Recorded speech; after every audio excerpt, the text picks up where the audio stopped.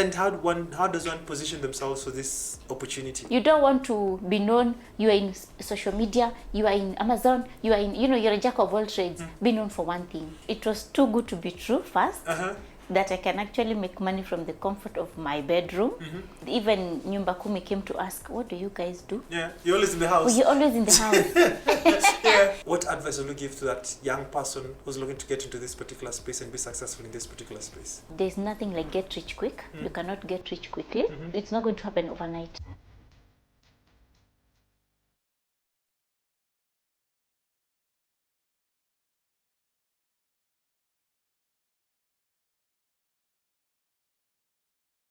Good evening and welcome to the Late Night Business. My name is Ian Dennis, and tonight we're just continuing on the part 2 of the conversation we had last week with Patricia Wanjiku, who's the founder of Actual Mom. So, last episode, and you can actually just go check it out on YouTube. She's just taking us through this interesting journey. How now the lady from Nyeri found herself in Mombasa, found herself into the travel agency, and then interesting enough, when you left that particular conversation, the business literally crashed down in one particular day when the platform she used to use for booking just literally got just shut down, and she had to build again. And from the conversation we're just continuing from is that you found yourself into Upwork, which is a virtual platform for work, and you found it through Facebook. Just take me through how you and that was in 2016, before virtual gigs and virtual work became a thing. How was the industry then? Because in 2016, literally, I'm sure most Kenyans didn't know about working from home, working online. How was it for you that particular point? It was too good to be true first, that I can actually make money from the comfort of my bedroom. And even our neighbors where we were living, even Nyumba Kumi came to ask, what do you guys do? Yeah, you're always in the house. Oh, you're always in the house. Yeah, but also there was a lot of work. There was a lot of work then, and then it was free. Looking for work on Upwork at that time was free. Right now it's become very expensive, and there was not much competition. Yeah. And so, just for the audience, maybe you are listening to it, that guys who don't know about different virtual platforms, Upwork is one of them. Maybe just explain to us, maybe just for the sake of the audiences, how does it work? What kind of jobs are actually on that particular platform, and how does one make money? Okay. So Upwork, my favorite topic. Yeah. Upwork it's just a freelance platform where you create an account as a freelancer. You can also create an account as a client who is looking for freelancers. You can also create an account for an agency, for those who have agencies. How the agencies work, they look for work and then they get freelancers to work on that work.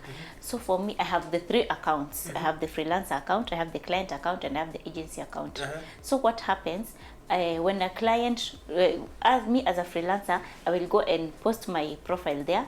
I will post what I do, what I can do for them, and then I post what I will charge per hour, and then provide any proof of work that I can do. Whatever I say I can do, I should be able to prove that I can actually do.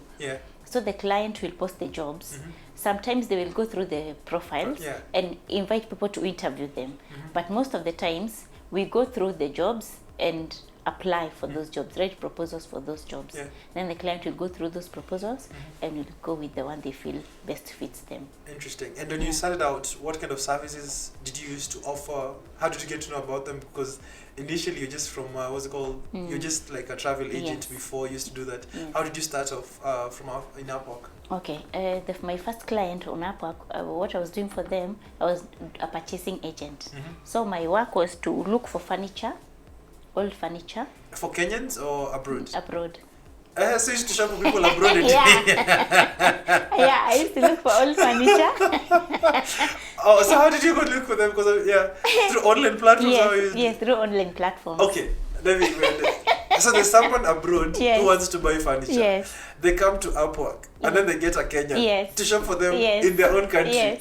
Okay. I even used to order him a burger and pay from home. They used to know you're from Kenya? He did. Oh, he used to know you're from Kenya? Yes. Okay, that's interesting. So, which country most are you dealing with? Americans? US. Yeah.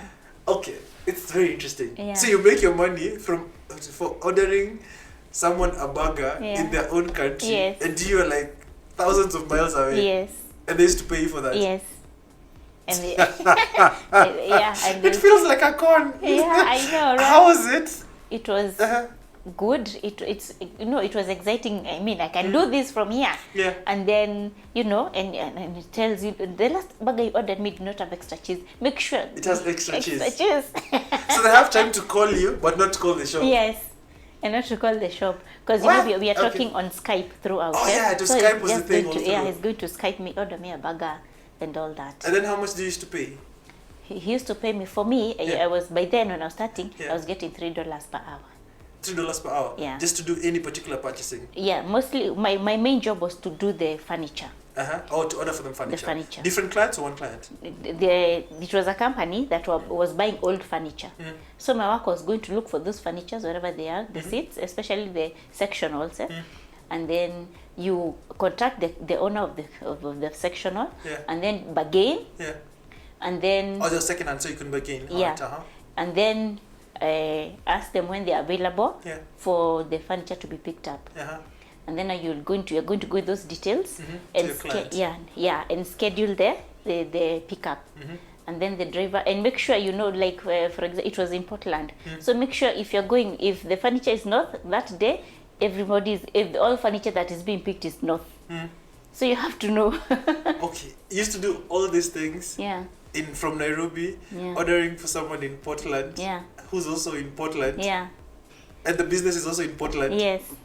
And you're even coordinating the driver. Right. Yeah. When the driver gets late, you call the client and tell the owner, the one selling the furniture, the driver is running these minutes late. And how are you doing it? Because WhatsApp was not big then. Yeah. It was existent, but it wasn't big then. How are you doing it? And the call's expensive calling abroad. No, what we were doing, Google Voice. Google has by then it was free, but now you pay, I think, $10 per month. So you just either mostly text, and tell them the client is running late by 5 minutes, because we have a software that is going to show you when the driver is going to arrive at that address. And you're doing all this, coordinating all this from Kenya. Yeah. That's quite interesting. Yeah. And then how did you end up, exploring, or rather, how did the online business grow over a period of time? Because that was in 2016. You started off as a purchasing agent. Yeah, that was now 2016. Now that job was in the next year, 2017. Yeah, 2017. So I didn't know anything. I remember I had a problem calling. Yes. So I kept on requesting people to call on my behalf. Until they told me, Patricia, you figure out how to make the calls. Yeah. Because my Google Voice, I could not figure out how to use it for calling. I had to figure out, and I decided anyone that needs to be called, I'm not touching their furniture until I figure out what I need to do. Yeah. So that is, so I went on learning, and then what helped me a lot, he had an SOP for everything. Yeah. Whatever you need to do, he has an SOP for it. How you're going to respond, how you're going to bargain. You're not thinking, you're just so the client has already provided the standard operating procedures. Yes. Interesting. Yeah. And how did you end up gaining trust? Because I think the thing about online is just gaining trust. How did you start off by gaining trust, and how did they trust a Kenyan? Yeah, how was it? How was it landing your first client? How did they gain trust with you? I think being on the platform Upwork, the client trusts you. Yeah. Oh, so they don't come and do. How do you position yourself to be trusted? Because nowadays, I'm sure there's a lot of people who post. The platform has grown over a period of time. How do you gain that particular trust? First of all, by making sure you work very well and build on your reviews, and then on your social. Because when a client hires you online, they will look for your social media. They are going to look at your Facebook, TikTok, anywhere they can find you, they will look for you and see what you post. So it's important to make sure you're respectful on Facebook, on Instagram, every other social media platform, because you can actually get disqualified for just posting nonsense. For example, if you get a client, I have gotten so many clients from Facebook as well, and one rule of Facebook clients is that they pay you before you start work. They pay you before. So someone pays someone they don't know. Before you start work, and they pay better. So Facebook clients, what exactly are you doing for them? Facebook clients, like the one I specialized in e-commerce. So most of my e-commerce clients, I got them from Facebook. So what normally happens when the client when you now a client maybe post they want help, and then maybe they recognize that you're able to do it before they even reach out. They will look at your Facebook page, they will look at all your socials, and decide whether you're a person they can go with or not. And by mentioning e-commerce clients, what do you actually mean? Setting up an e-commerce platform for them? What's it called? Shopping for them? What exactly is it? Setting up an e-commerce platform for them.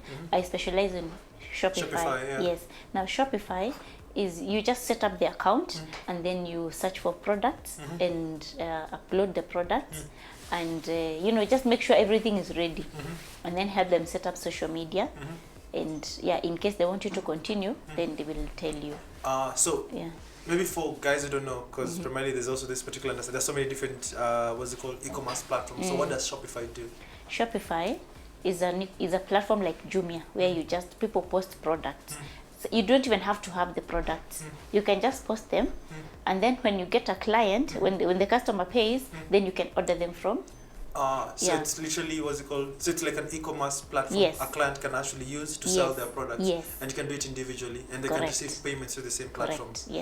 And do you do it just for international clients, or also do it for local clients? For Shopify, you can do it even for local clients. But now what the local clients don't understand is that you need a huge budget for marketing.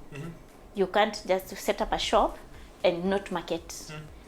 And if I compare with my other clients, you see someone has been a budget of even $10,000 per month for marketing.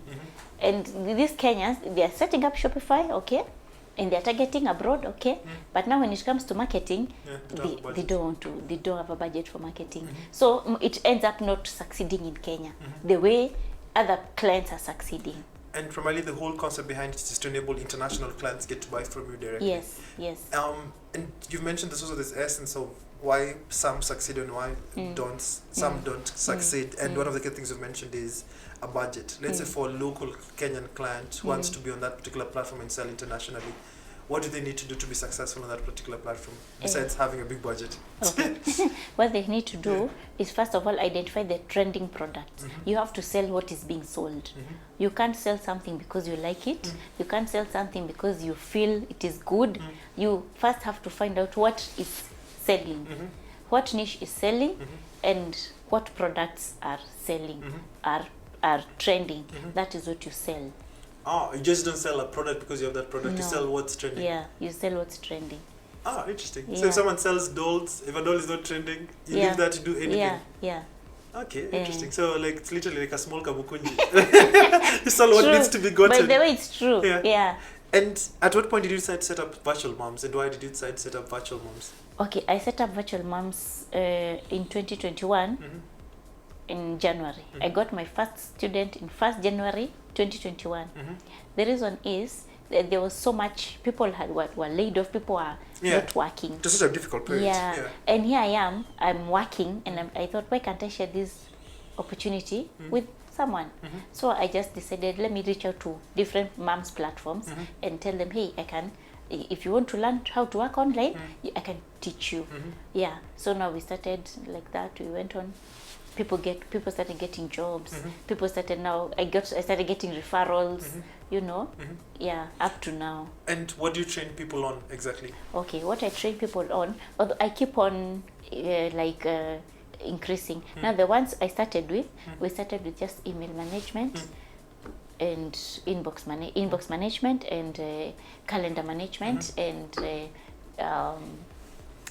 project. Did I say project management? Project management. Yes. And so primarily, those are services that you render through the virtual platforms. Yes. The virtual space has grown since then. Yes. So primarily, let's say when you're training someone, what are the core platforms right now that people can actually get jobs on? Because I think we're in an era whereby there's a lot of unemployed people. Everybody's trying to look for an income. There are no jobs locally. Everybody's trying to look for jobs abroad. So we've talked about Upwork. Are there other platforms that actually people can actually look for jobs online? And what are the trending services? Okay. Besides Upwork, there's a platform called Fiverr. Yeah, I know Fiverr. There's a platform called Freelancer, although that one take it to the pinch of salt because there's a lot of scammers, but still people still get genuine clients. And also, so what are the scammers? The ones getting the jobs or the ones giving out the jobs? The ones giving the jobs. They're scamming. They scam you, you do the work, and then they don't pay you. And then they don't pay you. Can you report them? To who? To the platform itself. You see, Yeah. they already have their own their own rules. If you follow their rules, you not get scammed. For example, don't work before you're paid. Yeah. And then here's someone telling you, just finish that, and then I'll pay you after. Yeah. So if you go against those rules, it's up to you. It's up to you. And the virtual space, I'm sure everybody wants to fall into that particular space. But what particular potential does it hold? Let's say, if one gets to, how much money can you make through, what's it called, the platform? Can I tell you? You can actually determine your own income. You can determine how much you want to earn. I have. What's the potential like? Because Kenyans always like talking about potential number. is. Okay, kia party does 100,000 every month. That's what everybody wants to hear. Yeah, 100. We have a group called Achievers Club. That Achievers Club, we started with 100,000, and then I realized, 100 is ni kidogo. So we said, now we are going to go to 250, not to 150. Now we are resuming Achievers this year with 200 as a target. Yeah. A weekly or a monthly target? Per month. From online jobs. Yeah. Interesting. Yeah. And what does it take for one to earn such an amount? Okay. There is one thing it takes, a lot of hard work. If you see me right now, I haven't slept for 2 days. Literally, I haven't slept. Why? You have a 5-year-old. Because of work. Because of work. You have to work hard. Nothing will find you seated. You have to work very hard. You have to be consistent, and you have to have integrity. And you have to learn. You have to keep on learning. There is no one time you will say you know everything. Because technology keeps on changing. Yes. Whatever I was teaching in Shopify last year, I can't teach it now because technology they've has actually upgraded. changed. Yeah, the technology has changed. So I have to, actually for the Shopify classes, I had to first stop them so that I can learn now. More? Now what do I do? Yeah. So for you, how you make your money online is through teaching and also through services? Yeah, I make my money through mostly services. The teaching part is more of a social enterprise. Oh, the teaching part is more helping about the moms, but more through services to clients, to the different platforms. Yeah.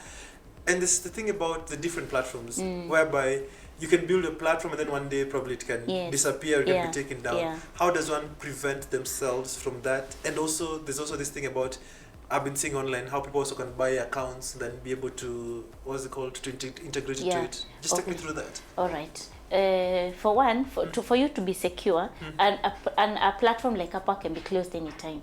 Yes. What causes it to be closed? Because I also hear those terms of service. If you go against the terms of service, sometimes you've experienced that yourself.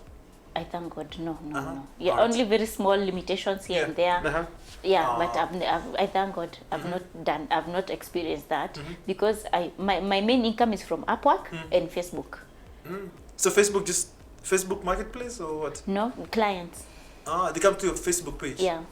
Interesting. Yeah. So what to Facebook angalia picha you're using it to make money. Let me tell you, even when I was in a tours business, Facebook was for making money, and Facebook was making me money even then. You see this when Kilimani Moms was hot. Yeah. I made a lot of money on Kilimani Moms. Yeah. Just by tours. Tours. Yeah. You're being very strategic. Yeah. And how does one position themselves for this opportunity? Good question. Yeah. Now for Facebook, what we do, and every social media, even on LinkedIn, you don't go broadcasting the way you are selling. What you do, you provide service, you provide value.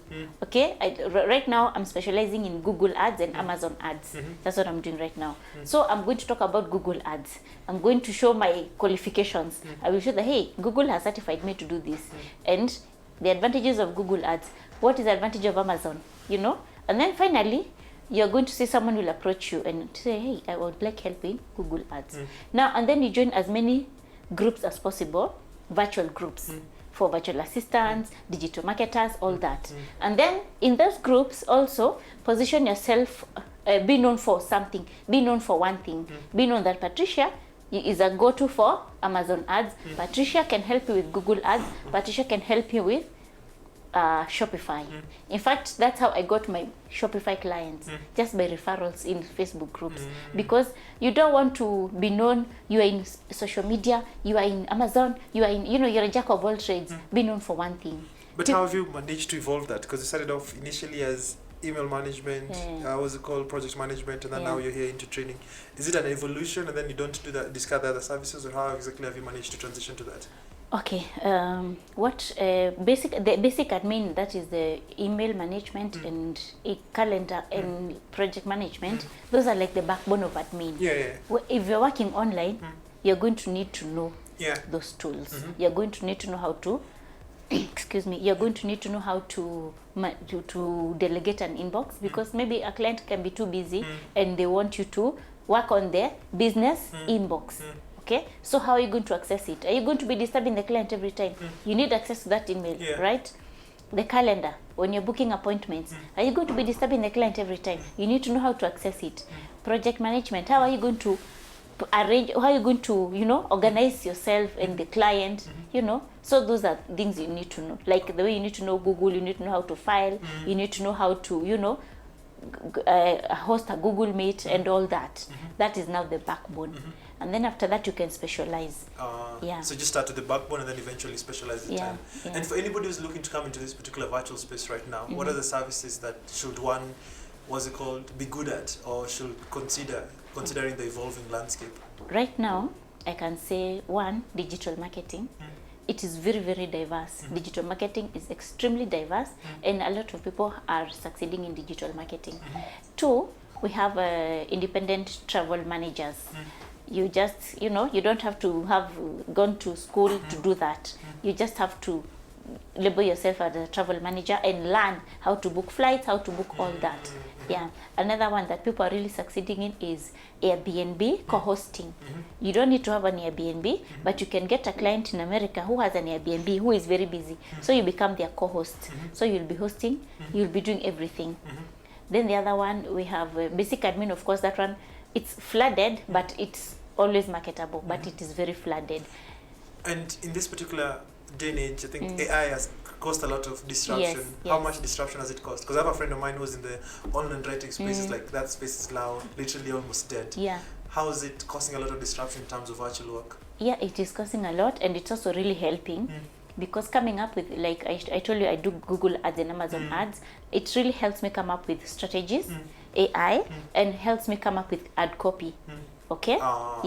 So there's a way, but still helpful as it's much, what's it called? So it just depends how exactly you're using it. And also listing products. Now AI is listing. So that means there are people who don't have work. The people who are doing product listing as a skill, now they don't have work. Most writers don't have work. But there are still some old school clients who prefer written work. Even when you're applying for a job, a client can just say, don't use AI. If you use AI, I will know. You see, there are still those old school, but most people have embraced AI. Interesting. And just as we come to a close, what advice will you give to that young person who's looking to get into this particular space and be successful in this particular space? Okay, number one, there's nothing like get rich quick. You cannot get rich quickly. Number two, it's not going to happen overnight. You're going to spend a lot of sleepless nights. Anybody who is succeeding at online work will tell you it's not easy. It's, you know, people think it's just as easy as TV on the background, they're just typing and then the dollars are flowing. No. My dollars are computer. Unafinya dollars.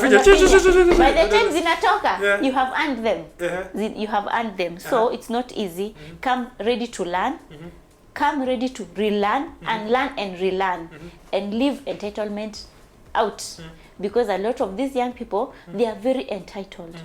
You know, you can ask, someone is asking a client, are you privy to our Kenyan public holidays? Why would a client care about your public holidays?